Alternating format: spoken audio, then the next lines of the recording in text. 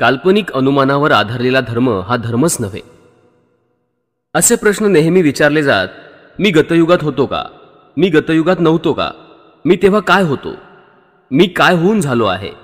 मी भविष्यकाळातही असेन का? मी भविष्यकाळात नसेन का? मी तेव्हा कोण असेन? मी तेव्हा कसा असेन?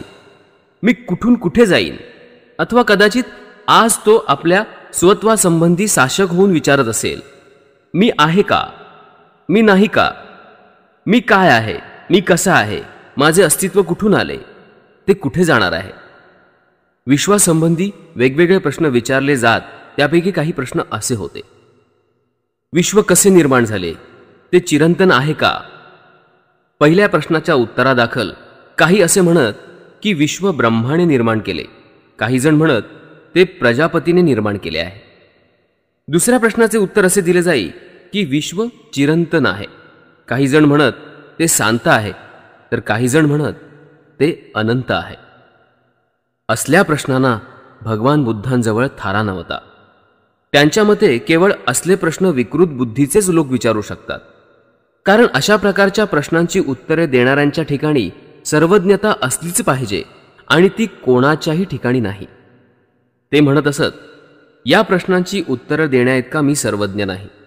जे काही जाणण्याजोगे आहे ते आपण सर्वजण जाणतो असं कुणीच म्हणू शकणार नाही. किंवा एका विशिष्ट वेळी जे जाणण्याची आपण इच्छा करतो ते त्यावेळी आपण जाणलेलेच असते असं नाही. नेहमी काहीतरी अज्ञातच राहते. आणि याच कारणास्तव भगवान बुद्धांनी आपल्या धम्मात या प्रश्नाविषयक सिद्धांताला मुळीच स्थान दिलेले नाही. जो धर्म असल्या सिद्धांताला आपल्या धर्माचा एक भाग समजतो तो भगवान बुद्धांच्या मते स्वीकाराचा धम्म नाही. भगवान बुद्धांच्या समकालीन आचार्यांनी ज्या सिद्धांतांना आपल्या धर्माचे आधार बनवले होते ते आत्मा आणि विश्वोत्पत्ती या संबंधीचे होते. आत्म्यासंबंधी ते काही प्रश्न विचारत. ते असे होते, मी गतयुगात होतो का? मी गतयुगात नव्हतो का? मी तेव्हा काय होतो? मी तेव्हा काय होऊन झालो? मी भविष्यकाळातही असेन का? मी भविष्यकाळात नसेन का? मी तेव्हा कोण असेन? मी तेव्हा कसा असेन? मी कुठून कुठे जाईन? अथवा कदाचित आज तो आपल्या स्वत्वासंबंधी साशक होऊन विचारत असेल, मी आहे का? मी नाही का? मी काय आहे? मी कसा आहे? माझे अस्तित्व कुठून आले आणि ते कुठे जाणार आहे? दुसरे काही आचार्य विश्व उत्पत्ती संबंधी प्रश्न विचारित. काही म्हणत ब्रह्माने विश्व निर्मिले. काही जण म्हणत प्रजापतीने आत्मयज्ञाने ते निर्मिले. इतर काही आचार्य दुसरेच प्रश्न विचारत. जग चिरंतन आहे का? चिरंतन नाही का? ते शांत आहे का? ते अनंत आहे का?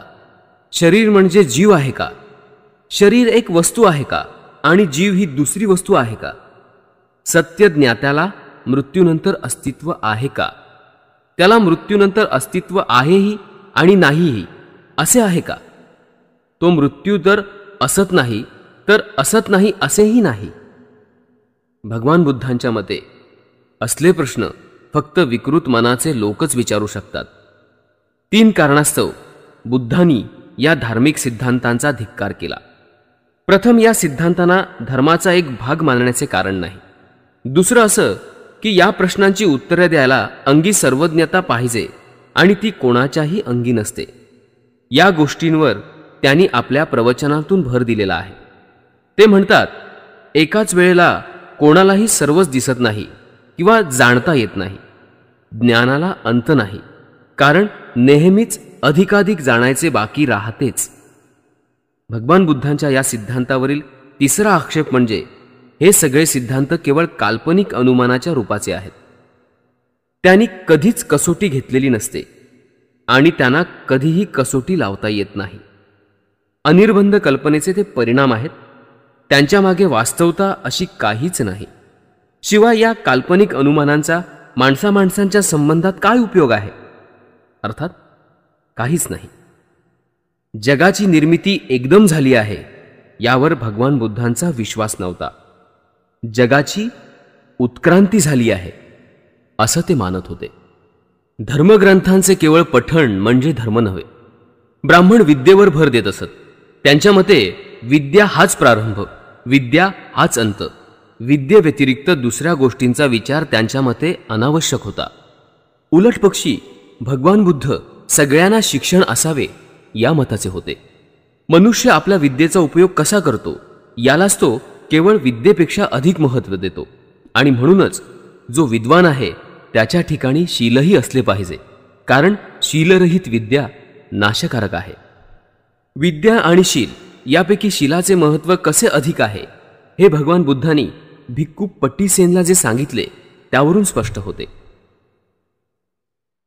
प्राचीन काळी भगवान बुद्ध जेव्हा श्रावस्तीत राहत होते त्यावेळी तिथे स्वभावाने तिरसट आणि मठ्ठ, ज्याला एकही गाथा पाठ करता आली नाही, असा पट्टीसेन नावाचा म्हातारा भिक्खू होता.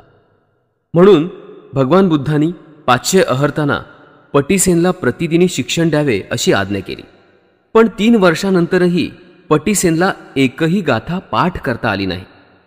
तेव्हा जनपदातील सगळ्या भिक्खू, भिक्खुणी, उपासक आणि उपासिका पट्टीसेनचे ते अज्ञान पाहून त्याचा उपहास करू लागले. भगवान बुद्धांना त्याची दया आली. त्यांनी पट्टीसेनला आपल्याजवळ बोलवले आणि सौम्यपणे त्याच्यापुढे या गाथा म्हटल्या.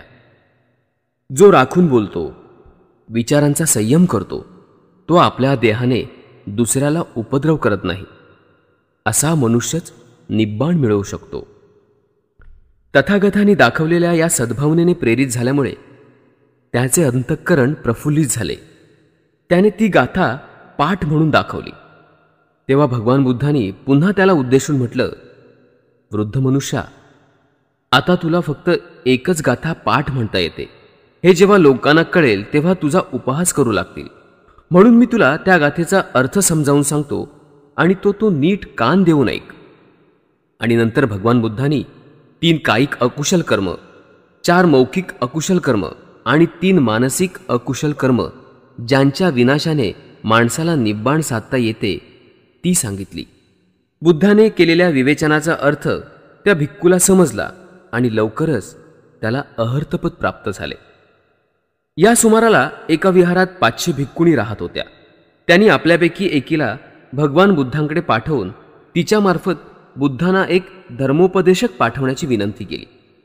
ही विनंती ऐकून भगवान बुद्धांनी त्या म्हाताऱ्या पट्टीसेनला त्यांच्याकडे पाठवण्याचे ठरवले. या व्यवस्थेची वार्ता त्या भिक्खुनींच्या कानी येताच त्या सगळ्याजणी हसू लागल्या आणि म्हाताऱ्या भिक्खूसमोर गाथांचे पठण उलटे म्हणजेच शेवटच्या अक्षरापासून करून त्यांनी त्याला गोंधळात टाकण्याचे आणि लज्जित करण्याचे ठरवलं. नंतर दुसऱ्या दिवशी सकाळी सर्व लहान थोर भिक्खुणी पट्टीसेन येता त्याला नमस्कार करण्यासाठी पुढे गेल्या. नमस्कार करत असताना त्या एकमेकींकडे पाहून मिश्किलपणे हसत होत्या. खाली बसल्यावर त्यांनी त्या भिक्खूंपुढे अन्न ठेवले. पट्टीसेनने भोजन करून हात आणि तोंड धुतल्यावर त्या भिक्खुनींनी त्याला प्रवचनाला प्रारंभ करण्याची विनंती केली. तेव्हा तो वृद्ध भिक्खू व्यासपीठावर जाऊन बसला आणि म्हणाला, भगिनींनो, माझी बुद्धी अल्प आहे, माझे शिक्षण अल्प आहे. मला फक्त एकच गाथा येते, ती म्हणून दाखवून तिचा अर्थ मी तुम्हाला सांगेन. सावधान चित्ताने ऐका आणि त्याचा अर्थ तुम्ही समजून घ्या. तेव्हा भिक्खुनींनी ही गाथा शेवटच्या अक्षरापासून उलटी म्हणण्याचा प्रयत्न केला, पण आश्चर्य हे की त्यांना तोंड सुद्धा उघडता येईना. लज्जित होऊन दुःखाने त्यांनी आपल्या माना खाली घातल्या. पट्टीसेनने ती गाथा म्हटली आणि भगवान बुद्धांनी जशी त्याला स्पष्ट करून सांगितली होती त्याचप्रमाणे त्याने त्या गाथेचा अर्थ विशद केला. त्या सगळ्या भिक्खुनी त्याचे प्रवचन ऐकताच आश्चर्यचकित झाल्या. एकाग्र चित्ताने आणि प्रमुदित मनाने त्यांनी ते प्रवचन ग्रहण केलं आणि त्या अहर्त झाल्या. दुसऱ्या दिवशी प्रसेनजित राजाने भगवान बुद्धांना आणि त्याच्या भिक्खू संघाला आदरातिथ्यासाठी निमंत्रण दिलं.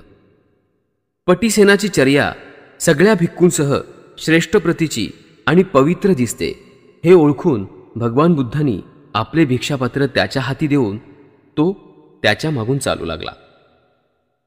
पण जेव्हा राजवाड्याच्या दारापाशी आले तेव्हा पट्टीसेनला ओळखणाऱ्या तेथील द्वारपालाने त्याला आत जाण्यासाठी मनाई केली आणि म्हटलं, ज्याला फक्त एकच गाथा येते अशा भिक्खूंसाठी येथे आदरातिथ्याचा समारंभ नाही. चल, चालता हो आणि तुझ्या वरिष्ठांना आत येण्यासाठी जागा दे. तेव्हा पट्टीसेन राजवाड्याच्या दाराबाहेरच बसून राहिला. नंतर भगवान बुद्ध व्यासपीठावर गेले. त्यांनी तिथे हात धुतले आणि आश्चर्य हे की भिक्षापात्र धरलेला पटीसेनचा हात त्या खोलीत दिसू लागला. तेव्हा राजा आणि प्रधान आश्चर्याने उद्गारले, अरे हे कोण? तेव्हा भगवान बुद्धांनी उत्तर दिले, तो पटीसेनचा हात आहे. त्याला नुकतीच बोधिस्थिती प्राप्त झाली आहे आणि माझ्या मागे भिक्षापात्र धरण्यास मी त्याला सांगितले आहे, पण द्वारपालाने त्याला आत येऊ दिलेले नाही. हे भगवान बुद्धांचे शब्द ऐकल्यावर पटीसेनला आत प्रवेश मिळाला आणि त्या सभेत तो सामील झाला. तेव्हा प्रसेनजीत भगवान बुद्धांकडे वळून म्हणाला, मी तर ऐकत होतो की पटीसेन हा एक अल्पबुद्धीचा, एकच गाथा जाणणारा मनुष्य आहे. मग तो प्रज्ञावंत केव्हापासून झाला? तेव्हा भगवान बुद्धांनी उत्तर दिले, विद्या अधिक नसली तरी चालते, कारण शील हीच सर्वोत्तम गोष्ट आहे. या पटीसेनच्या अगदी मनोरंध्रात त्या गाथेचा अर्थ भरला आहे. त्याचे शरीर आणि मनही पूर्ण शांत झाले आहे. माणसाला ज्ञान असेल तरी जोपर्यंत त्याचे या ज्ञानानुसार आचरण होत नाही तोपर्यंत ते ज्ञान त्याला अधःपातापासून वाचवू शकत नाही. यानंतर तथागत म्हणाले, माणसाला जरी हजारो गाथा म्हणता येत असतील तरी जोपर्यंत त्याला त्यातील ओळींचा अर्थ कळत नसेल तर त्याच्यापेक्षा एकच गाथा जाणून त्यानंतर आपल्या विचारांचा जो संयम करू शकतो तो मनुष्य सगळ्यात श्रेष्ठ मनुष्य आहे. हजारो शब्द न समजता पाठ करण्यात काय अर्थ आहे? ऐकलेले शब्द समजून त्याचप्रमाणे आचरण करणे म्हणजेच आपल्या मोक्षाचा मार्ग चोखाळण्यासारखे आहे. माणसाला पुष्कळशी पुस्तके नीट पाठ करता येत असली तरी जोपर्यंत तो त्याचा आशय विशद करून सांगू शकत नाही तोपर्यंत त्या पठणाचा काय उपयोग? धर्माचे एकच वाक्य समजून घेतले आणि जर त्याप्रमाणे आचरण ठेवले तर त्यायोगे सर्वोत्तम प्रज्ञेच्या मार्गाची वाटचाल होणार आहे. भगवान बुद्धांचे हे शब्द ऐकून तिथे जमलेले 200 भिक्खू, राजा, मंत्रीगण हे सगळेजण आनंदित झाले. धर्म पुस्तके प्रमादातीत आहे असं मानणं म्हणजे अधर्म आहे. वेद हे केवळ पवित्र आहेत एवढंच नव्हे तर ते स्वतः प्रमाण आहेत असं ब्राह्मण उद्घोष करत होते. वेद हे केवळ स्वतः प्रमाण आहेत एवढंच नव्हे तर ते प्रमादातीत आहेत असं ब्राह्मण म्हणत होते. ब्राह्मणांच्या या मुद्द्याला भगवान बुद्धांचा विरोध होता.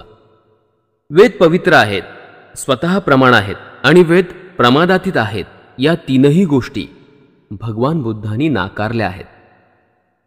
त्यांच्यासारखी भूमिका पुष्कळ धर्मोपदेशकांनी घेतली होती, पण आपल्या तात्विक दर्शनाला ब्राह्मणांकडून संमती आणि सन्मान मिळावा यासाठी त्यांनी पुढे वेदविरोधी भूमिकेचा त्याग केला. पण भगवान बुद्धांनी या बाबतीत कधीच पाऊल मागे घेतलं नाही.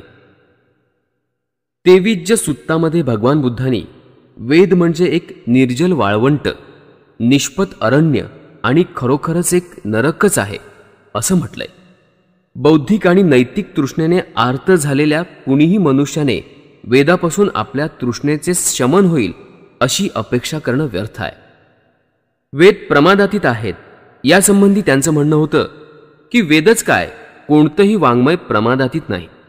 प्रत्येक गोष्टीची परीक्षा आणि पुन्हा परीक्षा ही झालीच पाहिजे. कलाम लोकांच्या पुढे झालेल्या आपल्या प्रवचनात भगवान बुद्धांनी हे मत स्पष्ट केलं आहे. एकदा एका मोठ्या भिक्खू संघासमवेत कोसल जनपदातून जात असताना भगवान बुद्ध कलामांच्या केसपुत्त या नगरात आले. जेव्हा कलामाला भगवान बुद्धांच्या आगमनाची वार्ता मिळाली तेव्हा ते तथागतांजवळ गेले आणि त्यांच्या बाजूला बसून त्या केसपुत्त गावाच्या कलामांनी तथागतांना उद्देशून म्हटलं, भगवान, केसपुत्त गावी येणारे काही श्रमण ब्राह्मण आपापली मतं मांडतात आणि ती सर्वश्रेष्ठ आहेत असा दावाही सांगतात. ते दुसऱ्यांच्या मताचं खंडन करतात. त्यांचे मत हीन मत आहे अशी त्यांची संभावना करतात. त्याचप्रमाणे दुसरेही श्रमण ब्राह्मण केसपुत्तला येतात, आपापल्या धर्मसमजुतीचे प्रवचन करतात, त्यांची महिमा गातात, पण त्याचबरोबर ते दुसऱ्यांच्या धर्मसमजुतीचे खंडन करतात आणि निर्भत्सनाही करतात. आणि म्हणून भगवान त्या श्रमण ब्राह्मणांपैकी कोणाचे सत्य मानायचे आणि कोणाचे असत्य मानायचे हे आम्हाला कळत नाहीये. त्यामुळे आमचे मत अनिश्चित आणि शंकाधीन झाले आहे. तथागतांनी उत्तर दिलं, तुमच्या मनात अनिश्चितता आणि शंका उद्भवावी याला योग्य कारण उत्पन्न झाले आहे. आणि ही अनिश्चिती आणि शंका खरोखरच तुमच्या मनात योग्य वेळी उत्पन्न झाली आहे. भगवान बुद्ध पुढे म्हणाले, हे कलामानो, तुम्ही जे केवळ ऐकता त्यावर विश्वास ठेवू नका. जे केवळ पुष्कळ लोक सांगतात म्हणून त्यावर विश्वास ठेवू नका. जे केवळ धर्मपुस्तकात लिहिलेले आहे म्हणून देखील त्यावर विश्वास ठेवू नका. जे केवळ तर्कशास्त्रानुसार आहे म्हणून ते मानू नका. जे केवळ न्यायशास्त्रानुसार आहे म्हणून ते मानू नका. जे केवळ सकृत दर्शनी पटण्यासारखे आहे म्हणून त्यावर विश्वास ठेवू नका. ज्या समजुती आणि मतं अनुकूल वाटतात म्हणून त्याच्यावर विश्वास ठेवू नका. जे केवळ बाह्यातकारी खऱ्यासारखे दिसते ते केवळ बाह्यातकारी सत्य म्हणून त्यावर विश्वास कधीही ठेवू नका. एखादे वचन कोणा एका व्यक्तीने अथवा आचार्याने सांगितले एवढ्यानेच त्यावर विश्वास ठेवू नका. कलामाने विचारलं, मग आम्ही करायचं तरी काय? आम्ही कोणती कसोटी लावायची? तथागताने उत्तर दिलं, कसोट्या या स्वतःलाच विचारा. या गोष्टी हितकारक आहेत का? शहाण्या माणसाने त्या टाकाऊ मानल्या आहेत का? त्या केल्या असता कष्ट आणि दुःख ओढावते का? कलामानो, यापुढेही जाऊन तुम्ही असं विचारलं पाहिजे की हे सिद्धांत तृष्णा, द्वेष, मूढता आणि हिंसा यांना सहाय्यक नाहीत ना? एवढंच पुरेसं नाही तर कलामानो, आणखीही पुढे जाऊन तुम्ही पाहिलं पाहिजे की सिद्धांत माणसाला इंद्रियाधीन करणारे आहेत का? हिंसेला प्रवृत्त करणारे तर नाहीत ना? चोरी करण्याला प्रेरणा तर देणार नाहीत ना? काम इच्छेपूर्तीसाठी मिथ्याचार शिकवणारे तर नाहीत ना? ते असंख्य भाषण करायला लावणारे तर नाहीत ना? आणि शेवटी तुम्ही त्या सिद्धांताबाबत असा प्रश्न विचारला पाहिजे की या सिद्धांताचा परिणाम अहित आणि दुःखात तर होणार नाही ना? आता कलामानो, मला सांगा, त्या श्रमण ब्राह्मणांचे सिद्धांत हित साधणारे आहेत की अहित साधणारे आहेत? कलामाने उत्तर दिले, भगवान, ते अहिताकडे नेणारे आहेत. भगवान बुद्ध म्हणाले, ते लाभकारक आहेत की हानिकारक आहेत?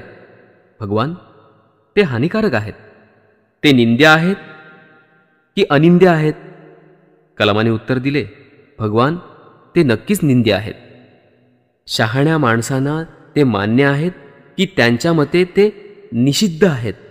शहाणी माणसे त्यांना टाकाऊ समजतात. त्यांचा आचार केला असता त्याचे पर्यावसन कष्टात आणि दुःखात होते का? होय भगवंत, त्याचे पर्यावसन कष्टात आणि दुःखात होते.